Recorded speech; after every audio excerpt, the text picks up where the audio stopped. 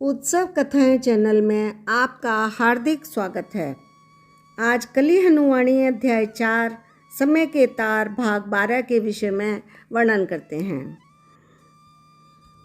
चंद्रा के घर से शुभ चिंतक पड़ोसी धीरे धीरे उठकर चले गए थे। यह मूर्खतापूर्ण व्यवहार उन तथाकथित ज्ञानियों की समझ से बाहर था। कोई भी समझदार व्यक्ति चंद्रा के इस व्यवहार को हास्यास्पद मानता और आवश्यकता से अधिक समझदार व्यक्ति इसको मूर्खता मानता, पर उस साधु के लिए इसमें जानने या मानने वाली कोई बात ही नहीं थी।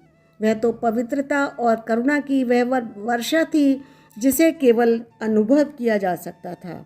साधु ने ऐसी करुणा कई वर्षों पश्चात देखी थी। वह इससे पहले अहंकार को करुणा के वेश में देखता आया था। उसने जीवन भर ऐसे जन देखे थे जिनके भलाई के कार्यों में उनके स्वार्थ के कार्यों से अधिक अहंकार होता था। साधु ने उस घर के स्वामी का किरदार निभाना शुरू कर दिया। चंद्रा को भोजन परोसने लगा। वह भावनाओं से इतना ओतप्रोत हो गया, उसकी आंखों से आंसू छलक आए। अगले ही क्षण उसे आत्मज्ञान का बोध हुआ कि यह भी तो माया ही थी। माया के पास किसी भी आत्मा को खींचने के लिए दो तरह की रस्सियाँ होती हैं, नकारात्मक रस्सियाँ और सकारात्मक रस्सियाँ।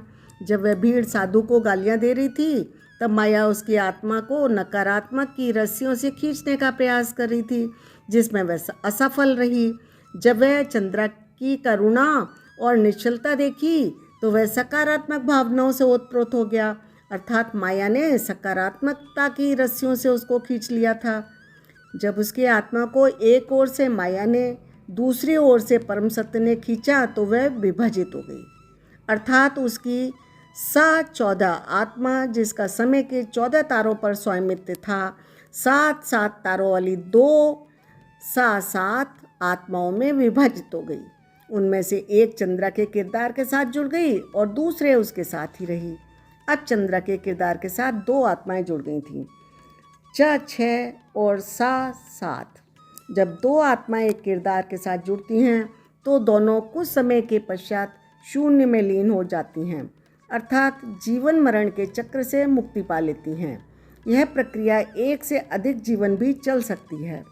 चंद्र का देहावसान होने के पश्चात उसकी आत्माओं को अगला जन्म लेने में समय लगा। उसका कारण यह था कि उसकी 6 आत्मा की जो जुड़वां 7 आत्मा थी, वह उस बच्चे के किरदार के साथ जुड़ी थी। जब तक उसका बच्चा बूढ़ा होकर प्राकृतिक रूप से मृत्यु को प्राप्त नहीं हो गया, तब तक वह बिना कोई नया जन्म लिए सपनों के संसार के दृश्य जीती रही। अब वह मातंग समाज में उर्मी के रूप में पैदा हो चुकी थी। अब भी उसकी 2 आत्माएं हैं, 6 और 7। उसकी 6 आत्मा की जुड़वा आत्मा 7 जो पिछले जन्म में उसके बच्चे के साथ जुड़ी हुई थी, अब रवि नाम के एक किरदार से जुड़ी हुई है, जो मातंगों के जंगल से बहुत दूर किसी नगर में रहता है। अर्थात उसके पिछले जन्म का बच्चा अब रवि नाम के एक मनुष्य के रूप में पैदा हुआ है।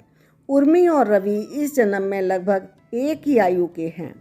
उर्मी को पड़ने वाले दौरों का कारण उसकी 6 आत्मा की 7 आत्मा से मिलन की गहरी इच्छा।